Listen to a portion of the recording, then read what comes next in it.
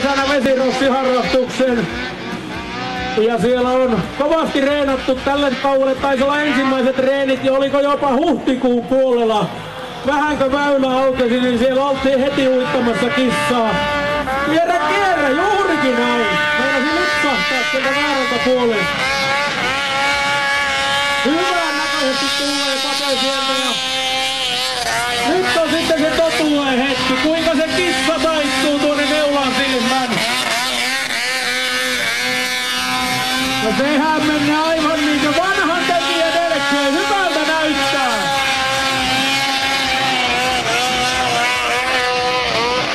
Pate on kellottamassa tällä hetkellä vallan hyvää aikaa väittäisin. Pikkusen on leveä linja, mutta ei paha, ei paha. Ja sieltä viimeiselle mutkalle ja sitten maalia kohti. Hyvältä näyttää.